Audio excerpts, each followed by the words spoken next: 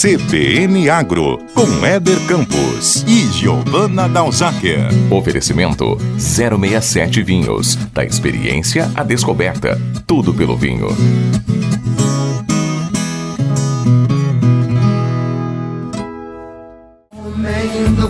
Muito bem, bom dia para você, são 8 horas mais 5 minutos, hoje dia 5 de junho de 2021, sábado, Giovana Dalzacker, bom dia para você. Sábado, Éder Campos, bom dia para você, bom dia também para você que nos acompanha neste sábado, dia 5 de junho, Dia Mundial do Meio Ambiente, Éder Campos. E também Dia Mundial da Ecologia e Dia Nacional da Reciclagem. Olha só.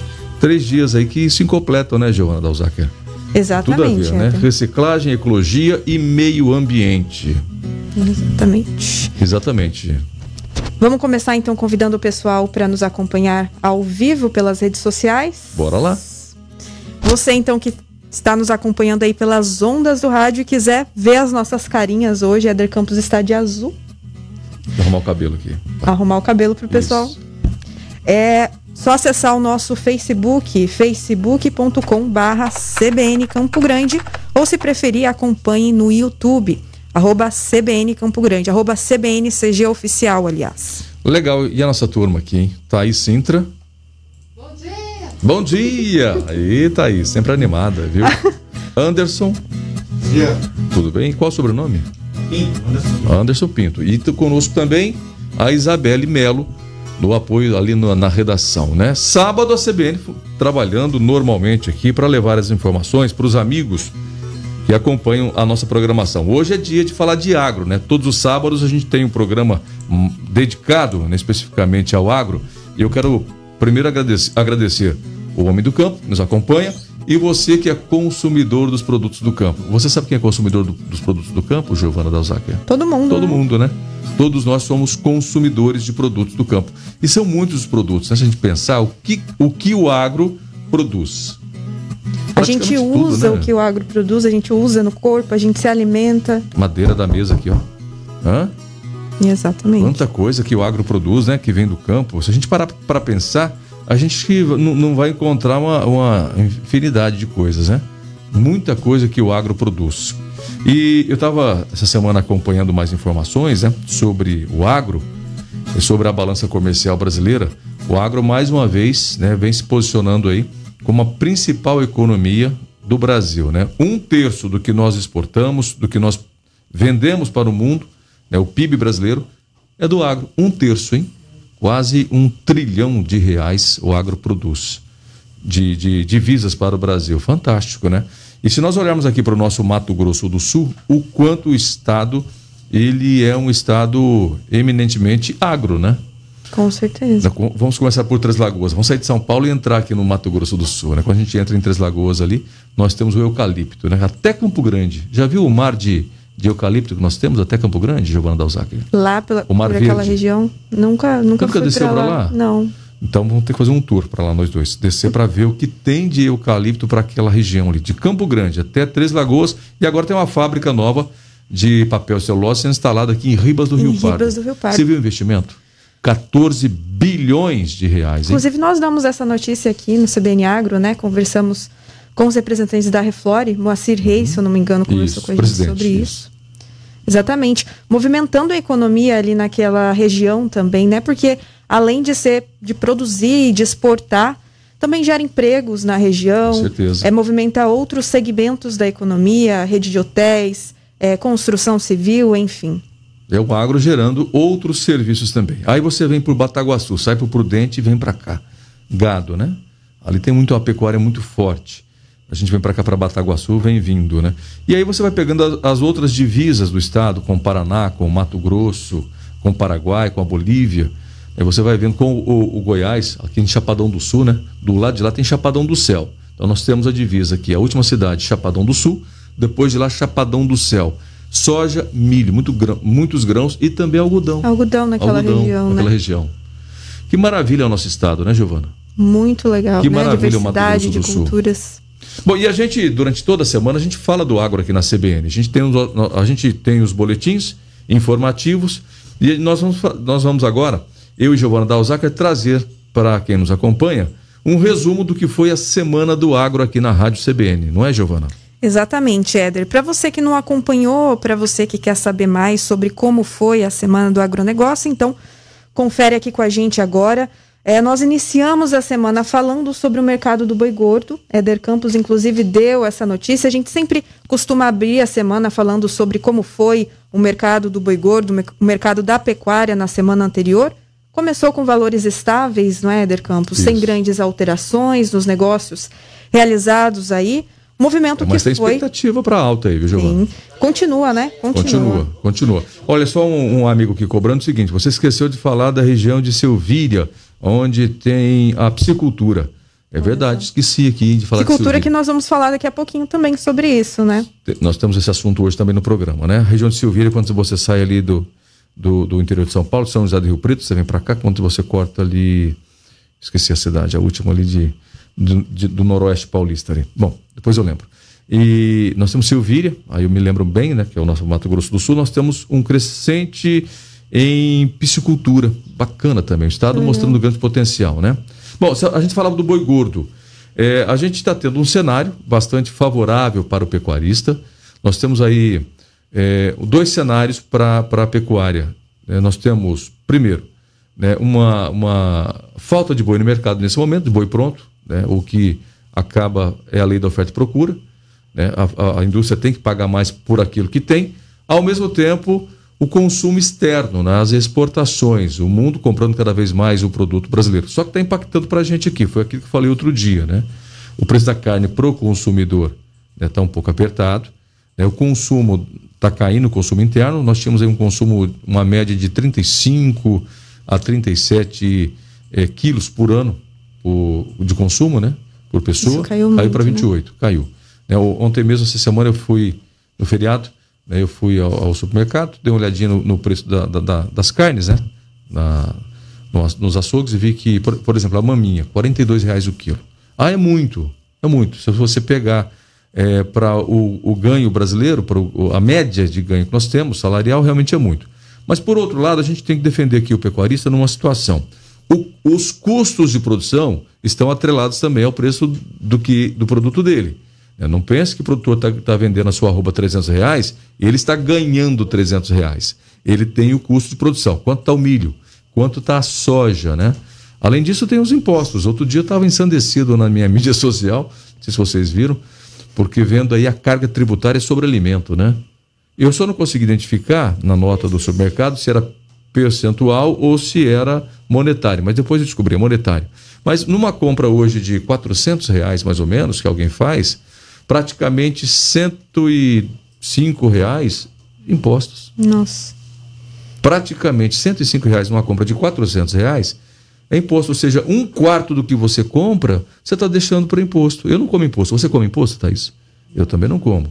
E se esses impostos retornassem de maneira em que a gente ficasse satisfeito, maravilha, né? É isso que a gente não percebe. Eu acho que precisa, acima de tudo, de uma grande força aí dos poderes públicos, né? Eu não vou apontar qual deles, são 3, né? Nós temos 3 aí forças políticas, né? Estadual, municipal e federal, que precisam repensar essa questão, né? Tributária, porque ninguém come imposto. A gente sabe que precisa de imposto para tocar as obras públicas, mas é muita carga tributária. Bom, já abri meu coração. Vamos agora falar da arroba. Já desabafei. Vamos falar da arroba do boi agora, Giovana Dalzacker? Continuar falando, né? Seguindo nisso, mesmo com os preços em alta, no início do mês costuma ser um pouco mais movimentado, né? Por conta do pagamento dos servidores públicos, pagamento. Quando tem dinheiro circulando no mercado, é justamente quando tem esse início de mês, quando tem o pagamento, né? O recebimento dos salários. Exatamente. E nesse mês também tivemos aí agora, nessa semana, um feriado, né? Então isso pode ajudar também no consumo interno. Mas as exportações continuam em alta e há uma dificuldade também dos frigoríficos aí de cumprir o fechamento das escalas com a falta aí de animais finalizados, e isso acaba trazendo sim uma expectativa de valorização da arroba para os próximos dias. Os pecuaristas já esperavam no início dessa semana R$330 no mercado físico, e no futuro os valores continuam a bater recordes. Depois do feriado de Corpus Christi, que foi na quinta-feira, então os valores ficaram realmente mais valorizados. Lá em Dourados, o preço da arroba do boi à vista fechou a sexta-feira a R$ 300,50 e a R$ 302,50 com prazos para daqui 30 dias. E aqui na Praça de Campo Grande, a arroba do boi é negociada a R$ 295,50 à vista e R$ 297,50 com pagamentos para 30 dias. Legal. Bom, e no início da semana nós falamos também sobre o setor leiteiro, porque essa semana nós comemoramos o Dia Mundial do Leite do Ouro Branco. Muito legal, né? Um setor aqui que não é tão visto aqui em Mato Grosso do Sul, né? Nós não temos essa característica pecuária leiteira, né? Exatamente. O Estado não tem. Exatamente. Inclusive, Giovana, deixa eu passar uma informação sobre isso. A média hoje de produção vaca-leite no Brasil, a média são 5 litros por vaca. Essa é a média nacional. Aqui no estado, eu não sei se essa média ainda continua, mas há um tempo atrás eram 3 litros por vaca. Pouco demais, né? Uma pecuária que tem um potencial muito grande. Tem que trabalhar a genética dos animais, a disponibilidade de alimentação desses animais e ter projetos pecuários voltados para o setor leiteiro. É claro que o clima aqui, quando você vai trabalhar com raças, o clima aqui é muito quente, né? Por exemplo, se você for trabalhar com vaca holandesa, que é uma vaca de sangue europeu, né? É um taurino, o clima é quente para a vaca produzir. Mas existe aí uma solução, que é o girolando, cruzamento do holandês com o gir, que é um zebuíno adaptado às condições de clima no Brasil. É uma raça altamente produtiva e adaptada às condições climáticas. E é uma opção aqui para o produtor de Mato Grosso do Sul. Muito bem, então o preço do leite pago ao produtor rural aqui no estado teve um aumento aí de 28% em 12 meses, em um ano. O valor passou de R$ 1,31 em abril do ano passado para R$ 1,69 em abril deste ano, isso segundo as informações divulgadas aí pelo Sistema FamaSul. Essas informações estão na última edição do Boletim Casa Rural, do dia 27 de maio, e informam aí que quanto maior o volume e a qualidade do leite, mais o produtor recebe pelo leite produzido. Além disso, as exportações de produtos lácteos também tiveram destaque. Em abril deste ano, as vendas para os outros países atingiram 3.750 toneladas, uma alta aí de 188% na comparação com abril de 2020. E os produtos que puxaram a fila aí das vendas para o exterior, das vendas brasileiras para o exterior, foram leite em pó, creme de leite, queijos e manteiga. Esse aumento expressivo aí se deve pela alta do dólar, né, que tem puxado aí um aumento das exportações dos produtos brasileiros, tem tornado os produtos brasileiros mais atrativos no exterior. Éder? É verdade. Bom, um grande concorrente que nós tínhamos aqui na América do Sul era a Argentina, né? Mas a Argentina ultimamente está precisando produzir para autossustentação. Ou seja, abre espaço sim para o mercado brasileiro, tem muito que desenvolver a questão do leite no Brasil, mas o que... Meu avô era leiteiro, viu? Produtor de leite. Meu pai foi por um tempo também. E o leite, historicamente, nunca teve uma boa remuneração, né? Poucas pessoas efetivamente ficaram financeiramente confortáveis com leite, né? Ainda mais quando nós temos um perfil aqui no Brasil de produção de leite de pequenos produtores, né? São pequenos produtores, tem 40 vacas, 30 vacas, 50 vacas. Poucos projetos são grandes projetos leiteiros. E quem tem projeto leiteiro, consequentemente, tem melhor capital. Mas, de modo geral, o leite é aquele juntado, né? Vai juntando leite aqui o caminhão vai passando nas propriedades, vai juntando os tambores de leite que vai dando um caminhão de leite, né? Ser leiteiro não é fácil não, viu? Eu sou neto de leiteiro, viu, Giovana? Não é fácil, né? Não. Eu que estou há pouco tempo trabalhando nessa área, eu já sei que... Você bebe leite? Não. Mas eu consumo produtos que vêm do leite. Tá certo. Queijos, então, iogurte, mas o leite... O leite não, mas se você consome produtos, não tem problema. Tá valendo, né? E a Thaís? Também diz que gosta de um queijo, hein? Leiteira também. Gosta de leite. Eu todos os dias também, eu tomo meu copinho de leite. Eu gosto, viu? Iogurte, leite, queijos. Gosto de iogurte. E queijo. Queijo também. Semana que vem tem queijo, hein? Opa! Vou trazer um queijo. Pãozinho de queijo? Pão de queijo. Fechou? Fechou. Combinado. Bom, e o que mais nós abordamos essa semana, Giovana? Bom, deixa eu só finalizar aí sobre essa questão do leite. O Brasil pode expandir essas vendas ao exterior. O México anunciou nessa semana a compra do leite aqui do Brasil, de produtos lácteos e também de gergelim. Em uma nota foi divulgada na última quarta-feira, o Ministério da Agricultura, Pecuária e Abastecimento, o MAPA, informou aí que 18 estabelecimentos aqui do Brasil estão habilitados, então, a exportar produtos como leite integral, leite em pó e também queijos ao México. Nessa semana nós continuamos a falar sobre a questão das lavouras de milho aqui de Mato Grosso do Sul, né? Houve no último fim de semana risco de granizo, ventania em algumas áreas do centro-sul aqui do Brasil, e em Naviraí, região sul do estado, os produtores de milho tiveram uma perda significativa depois da passagem de chuva por lá. O cenário da segunda safra de milho, então, deu uma piorada. Em algumas propriedades, aí a expectativa agora, infelizmente, é de perda total das plantações do cereal. Se você é produtor de algumas dessas regiões aí que tiveram uma perda e quiser mandar o seu relato para a gente, pode mandar no nosso WhatsApp, que é o 999323500. 999323500. Maravilha. Bom, a gente teve uma semana bastante preocupante, né, com o milho. Mais uma, né? Porque já víamos aí numa situação, a gente já vem trazendo aí os detalhes, informações sobre o desenvolvimento da cultura.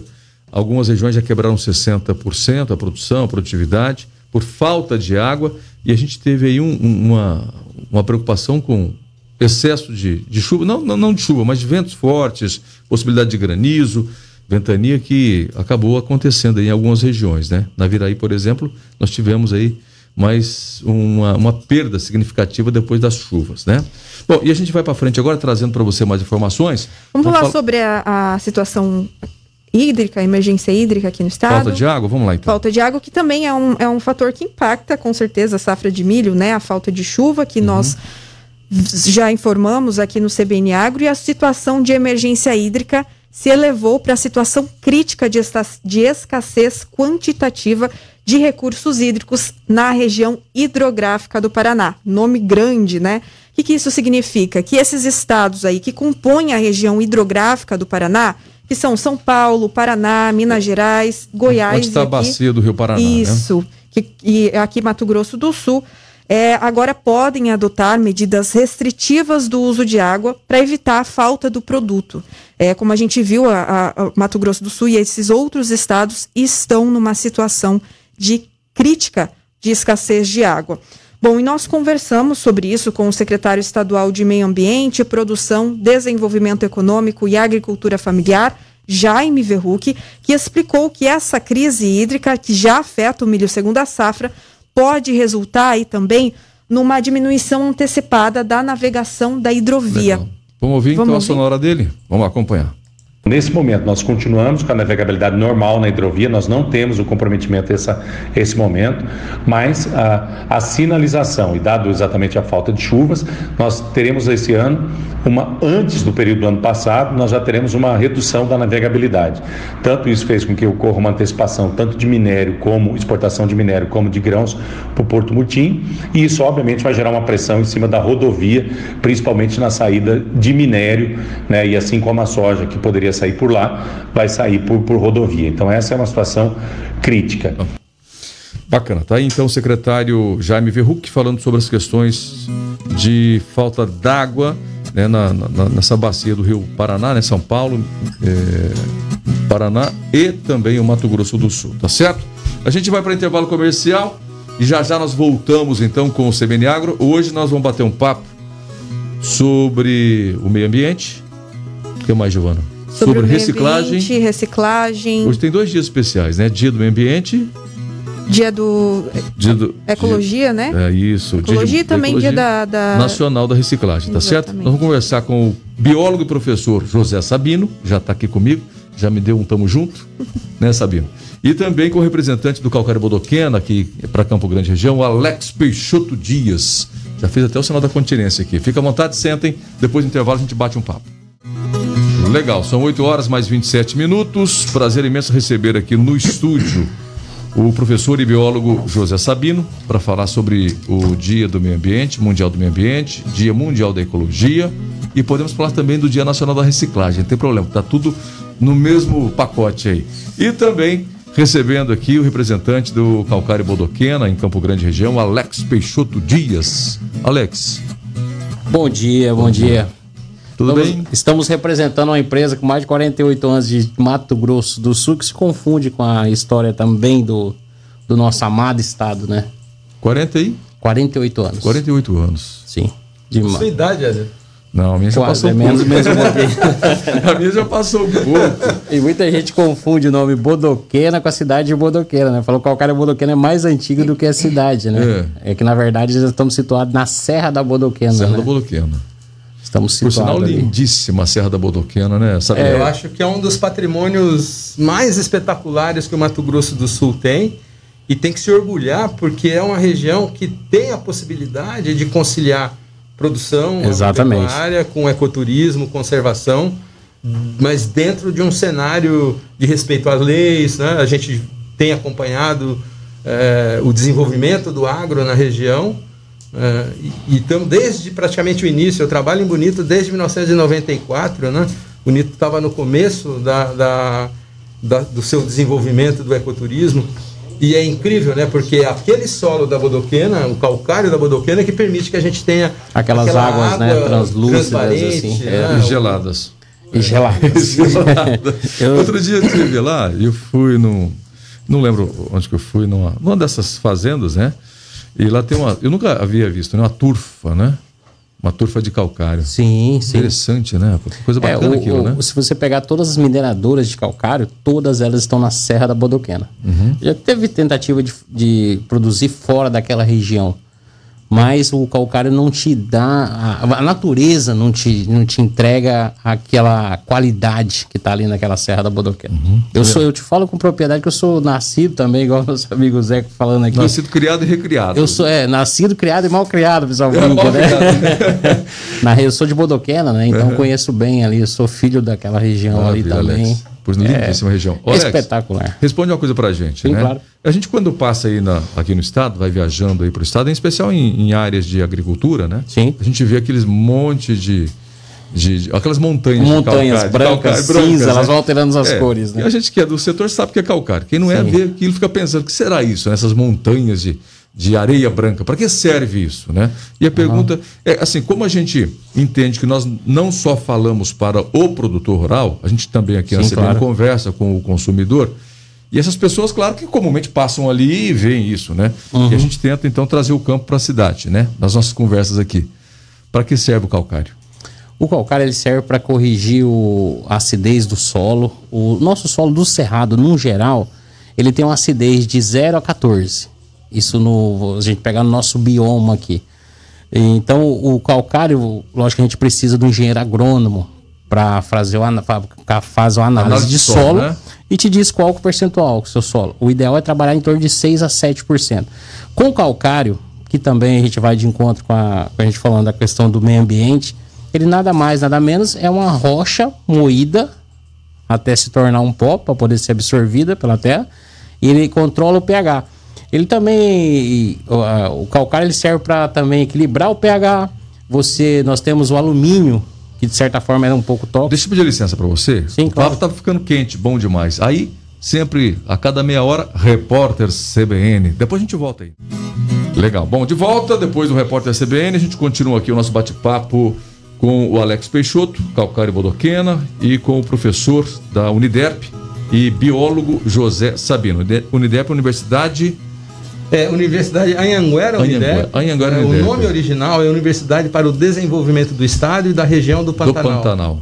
Maravilha, né? Um nome bastante sugestivo aqui para o nosso estado, né? Inclusive, a Uniderp Agrárias, né, poderia ser anunciante aqui do CBN Agro, né, Giovana Dalzac? Podia, né? Podia patrocinar a gente, né? Isso, bacana. Vamos fazer uma campanha, botar uma tag no Twitter. Do CBN Agro. Alex, vamos voltar aí à conversa aí sobre o calcário. Você estava falando sobre o uso do calcário para correção do solo. Isso, ele é muito importante para a correção do solo. O calcário é a opção mais barata e a gente pegando um gancho na ecologia também é a parte da forma mais ecológica, correta. calcário é a rocha moída, vamos dizer dessa forma, né? E você aplica ele conforme o agrônomo faz a análise de solo, 1 tonelada por hectare. Para corrigir, você melhora os nutrientes, a captação radicular da planta melhora bastante. Então o calcário, eu posso afirmar para você, se não fosse o calcário, o Cerrado não seria esse grande produtor de alimentos para o mundo hoje. O calcário foi essencial para a correção. Foi não? Né? É essencial. Mas eu tô falando que ele foi nos primórdios. Hoje já tava, quando começaram os estudos de correção aqui, em especial... Exatamente. Eu até queria aproveitar o professor também que está aqui, nosso amigo José. Hoje nós temos indicado o Nobel da Paz, que desbravou esse cerrado, que foi o doutor Alisson, né? Alisson Paulinelli. Paulinelli, indicado hoje para o Nobel da Paz. Maravilha. Então ele foi um grande parceiro também do agronegócio e também do calcário. Ele foi um dos grandes que implantou esse sistema de tratar a terra, tratar o cultivo. É importante você tocar nesses assuntos, aí eu sabendo, quero até convocar ele agora, porque a grande mudança do Brasil produtivo, do Brasil produtor de alimentos, exportador de alimentos, ocorreu justamente nesse período, nesse momento. Até a década de 70 nós éramos exportadores de alimentos. Exatamente, 30% a gente exportava. Nós temos 45 anos. Foi na meados do governo Agora essa correção JK. de solo, essa mudança para o Centro-Oeste em especial foi fantástico, né, Sabino? Eu acho que até estava conversando com o Alex antes, né? Assim, onde o Brasil investe em cérebros, ele dá certo. Concordo em gênero no grau. Então, o que a gente tem? Eu até citei 3 cases, né? Assim, um deles é a Petrobras. O Brasil é o maior explorador de petróleo de águas profundas. Por quê? Lá no passado, nós investimos na formação de toda uma inteligência capaz de desenvolver essa tecnologia. Nos anos 1960, nós criamos o ITA, Instituto Tecnológico Aeroespacial, em São José dos Campos. E se não fosse isso lá atrás, nós não teríamos hoje a Embraer, que é a 3ª maior indústria de produção de aeronaves exportadas para o planeta. Exatamente. Todo, né? E o terceiro caso, que acho que é muito tangível e completamente ligado ao que nós estamos falando hoje, é a Embrapa. A Embrapa, nos anos 1970, investiu em cérebros e mandava as pessoas, olha, o que você quer aprender? Eu quero aprender sensoriamento remoto. A Universidade de Montpellier, na França, é o centro mundial que trabalha com isso. Eu quero trabalhar com ovinocultura. Nova Zelândia é a área chave para isso. Vai fazer seu doutorado. Então a pessoa saía com um salário e uma bolsa, morava 4 anos e tinha a obrigação de voltar e trabalhar devolver pelo menos os 4 anos. Mas a maior parte seguiu a carreira dentro da própria Embrapa. Então a Embrapa hoje, ela é o resultado de um investimento de cérebros lá no passado. Exatamente. Ou seja, ciência e tecnologia revertendo para diferentes segmentos do agronegócio, que é então o que permite que a gente tenha essa pujança, né? Agora, a gente tem que avançar também em outros quesitos, né? Então, da mesma forma que a gente tem e absorve a tecnologia, a gente tem que hoje obedecer a preceitos de sustentabilidade. E não é a sustentabilidade de fachada. Hoje você tem, por exemplo, se você tem uma cadeia produtiva do café, eu sou apaixonado por café, consumo, sou de uma cidade do interior de São Paulo que produz café de altíssima qualidade, o café da região da Alta Mogiana. Então a gente cresceu vendo a cadeia produtiva do café. Você pega o café normal, digamos, de mercado, né? Quanto está a saca hoje? Eu não sei, mas é na faixa de uns 400 e poucos reais. Chega em torno de quase 500 reais. Um café certificado hoje, ele vale 3, 4 vezes mais. O quê? Por quê? Porque esse café atende a uma série de requisitos socioambientais. Ele implica, por exemplo, em não ter contaminação de solo, ou ter um controle maior da contaminação. Você tem um conjunto de fatores que agregam valor e permite você tomar um café de altíssima qualidade, mas você toma aquele café e dorme de consciência tranquila. Exatamente. O calcário vai de encontro a isso, a agricultura orgânica, né? O calcário, ele é aceito dentro das agriculturas orgânicas, da nova agricultura, vamos dizer assim, que está caminhando com essa questão. Não é químico, né? Ele não é químico, ele é natural. Rocha, né? Então ele é benéfico para as águas, para a água, para o seu solo. Então o calcário, ele vai de encontro também com essa... Eu não digo nova, não, que já é a agricultura sustentável. É o caminho. O calcário é utilizado em quais culturas aqui no estado? Hoje ele é principalmente na agricultura, de soja, milho, grãos, pecuária também está se usando muito. Correção de pastagem. Correção de pastagem hoje. O pasto é tratado como um cultivar hoje, como um cultivo. Sem o pasto você não tem o gado. Cana-de-açúcar também não? Cana-de-açúcar também. Hoje o calcário é a opção mais barata que tem para você corrigir o solo e vai de encontro aos protocolos de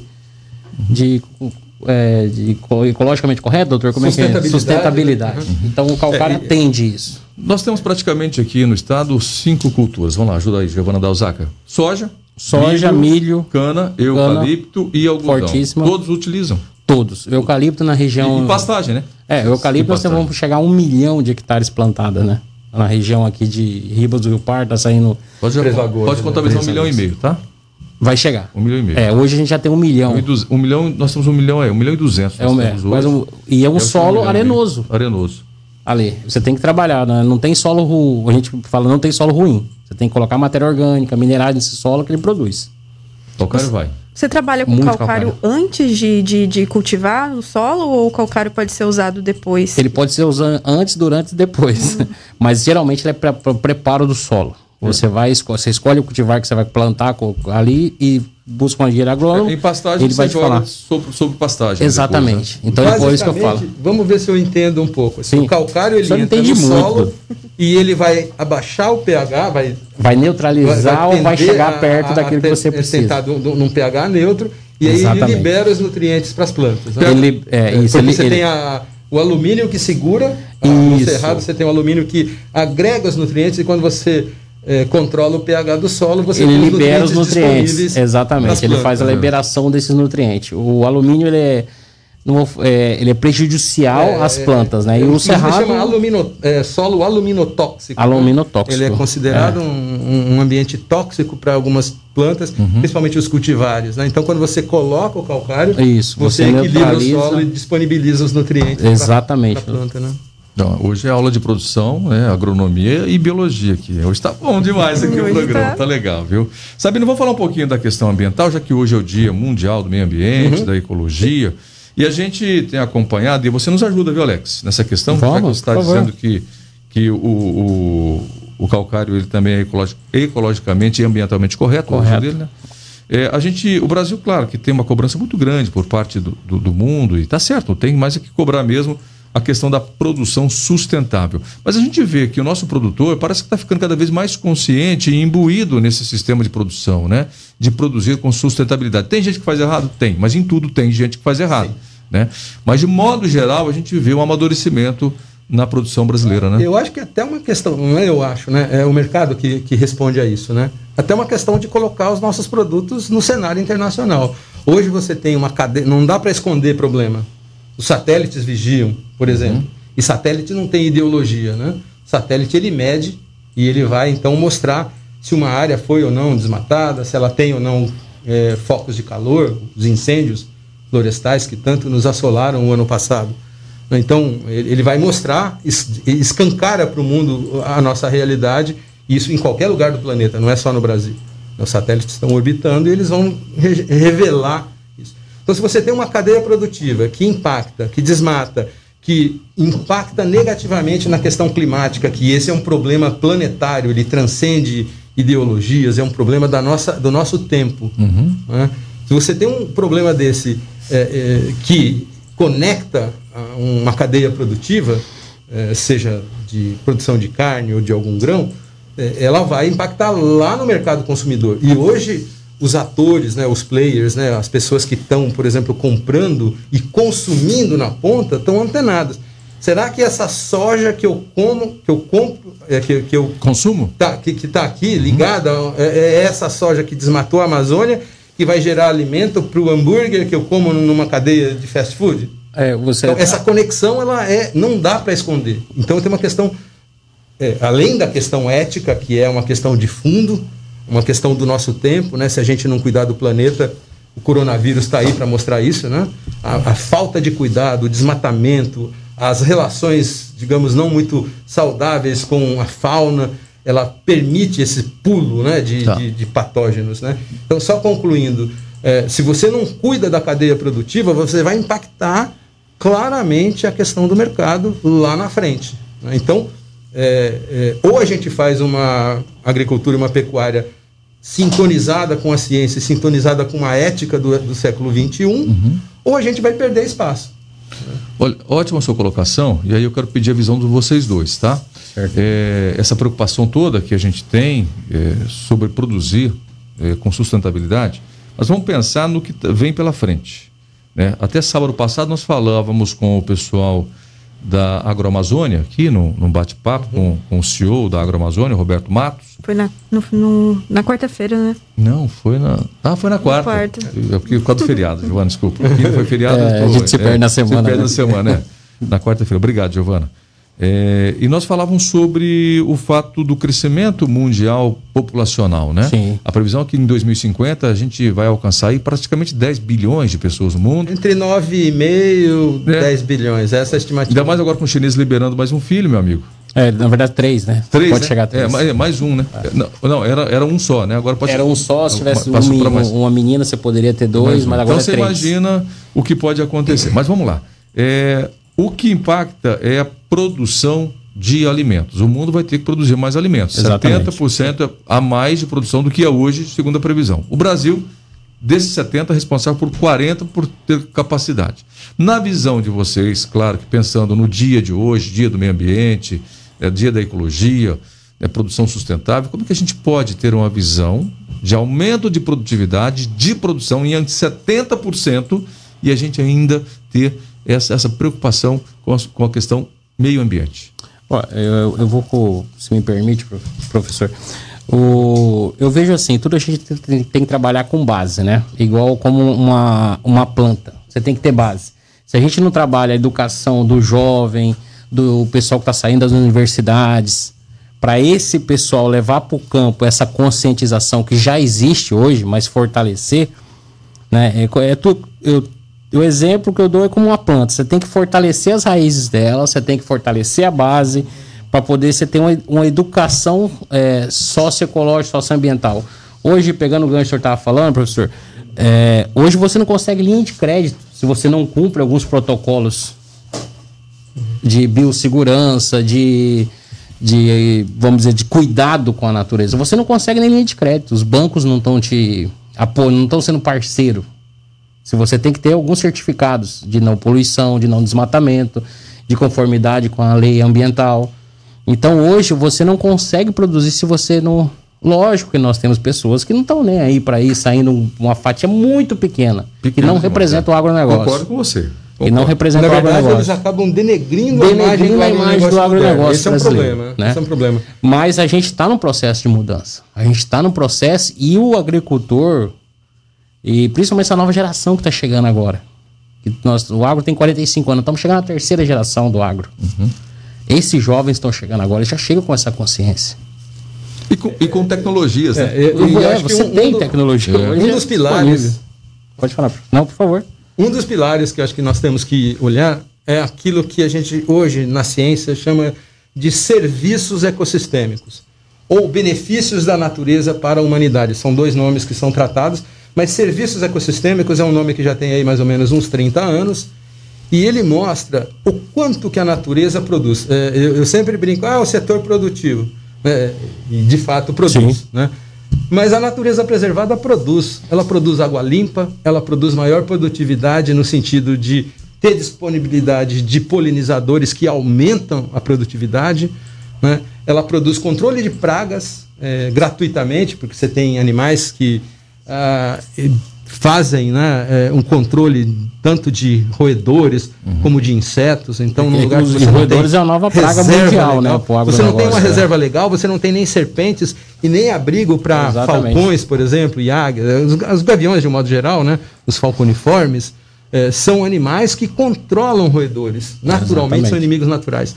Então, a natureza ela tem esse processo, né, de quando ela está íntegra, ela entrega um conjunto de serviços, que nós chamamos de serviços ecossistêmicos, e isso pode ser inclusive mensurado economicamente. Eu vou dar o exemplo da cadeia produtiva da laranja. Hoje, o Brasil é o maior produtor de laranja do mundo, e ela está, a citricultura, basicamente concentrada no interior paulista. É uma cadeia produtiva da ordem de 5 bilhões de dólares por ano, né?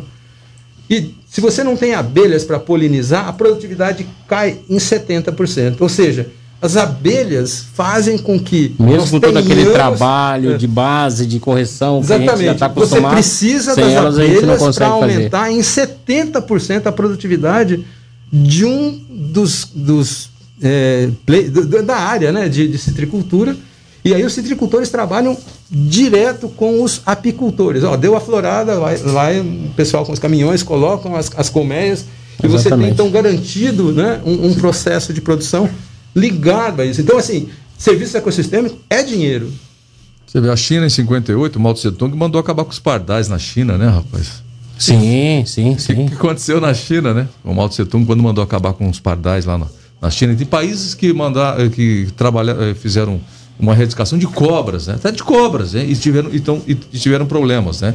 Essa questão do equilíbrio é fundamental. Sim, é fundamental. Né? Esse trabalhar em harmonia, né? Produção e é um equilíbrio dinâmico, né? Não é uma coisa assim estanque, né? A natureza ela tem processos, né? As relações, as teias alimentares, elas são muito dinâmicas. Você aumenta, por exemplo, o plantio de árvores ao longo de uma mata ciliar, você tem resultados quase que imediatos de proteção da qualidade do rio e da manutenção dos processos hídricos, né? Exatamente. Então, a água que a gente usa, né? Hoje você consegue produzir sem terra. Né? Você consegue hidroponia, você faz produção de alguns produtos alimentares que são basicamente possíveis de ser feitos sem terra. Mas sem água você não produz nada. E hoje você com água, com a irrigação, por exemplo, numa propriedade, você consegue fazer 3 safras no ano. Então, soja, milho e feijão. Soja, milho, você consegue ter essa... Então a água é fundamental para... Bom, legal. Deixa eu pedir licença a vocês. Nós temos mais um intervalo comercial. Rapidinho a gente já volta. Para finalizar o programa de hoje, parece que nós vamos ter que pedir mais tempo para o chefe, viu, Giovana? Nossa, parece que passou 5 minutos. Você vê, nós vamos ter que pedir mais tempo para o chefe, porque 1 hora de programa só não está dando, não. Ô, diretor, por favor, hein? Passar o programa para 1h30. Está sendo pouco demais. Vamos lá, intervalo comercial, a gente já volta aqui para finalizar o programa. O Paulo Cruz já chegou ali botando marra aqui, com a cara bem marrenta mesmo. Vamos lá. Não tem problema não, a gente está batendo papo aqui. O intervalo é bem gostoso, porque a gente ouve coisas aqui dos nossos entrevistados que às vezes não vai para o ar, né? E é até bacana, porque a gente aprende um pouco mais, né, Dalzaker? Aprende muito, né? Aprende muito. Continua a conversa, né? A gente vai para o intervalo, mas a conversa continua. Aqui continua, né? O Sabino estava falando de que na Amazônia, que o Paulo Cruz chegou aqui já botando banca na gente, né? Pra gente já sair logo do ar. E ele está dizendo o seguinte, que a Amazônia, a lateral dos carros... Existe uma planta na Amazônia, que é da família do abacaxi, né? Das bromeliáceas, né? Essa planta recebe o nome regional de carauá. E ela foi Caraguatá, né? Que a gente Caraguatá para nós. Não é o Caraguatá. Caraguatá é um nome genérico, né? Para as bromeliáceas. Não, mas é que nós somos leigos, doutor. O carauá é um nome, é uma planta específica da Amazônia. É da mesma família, mas e ela foi domesticada, ou seja, todo o processo de produção em larga escala pela Embrapa do Pará. E ela virou um insumo da indústria automobilística. Então, aquelas laterais, aquele revestimento lateral de muitos carros populares no Brasil, e os tampões que antigamente eram feitos de material, aquele tampão traseiro do bagageiro, né? Que eram feitos de plástico, passaram a ser, nos últimos 20, isso já tem mais de 20 anos, feitos de fibra de carauá industrializada. Então, você tem toda uma cadeia produtiva, você tem os pequenos produtores que... Os coletores, né? Fazem isso, produzem, mandam isso para uma cooperativa e isso abastece a cadeia da indústria automotiva. Mas é sustentável, trabalho sustentável. Eu estava até conversando aqui no intervalo com o Alex sobre a questão do uso do calcário, porque assim, a imagem que eu tenho quando está escavando, né, uma rocha, uma pedra, é aquela imagem que a gente tem lá de Serra Pelada, com aquele buraco imenso em Serra Pelada, ou de uma pedreira que depois de ser utilizada fica aquele buraco imenso e ela não é recomposta, né? No calcário você estava contando pra gente que é diferente, né? No calcário, vou te dar um exemplo, a coisa mais linda, você vê são feitos os buracos, obviamente, mas a gente tira aquela primeira capa que chama o bota fora, que é terra, né? Vamos dizer assim. A gente reserva em outra área e depois que minerou, a gente devolve aquela terra em cima, né? Vamos dizer, tapando parte do buraco. O que na Tapada, ele cria lagos. E se você vê a água, a qualidade dessa água, por causa também do calcário, é a mesma coisa que você vê um lago de bonito. E aquilo, a gente, espontaneamente, como que de um ano para o outro, que tem de peixe.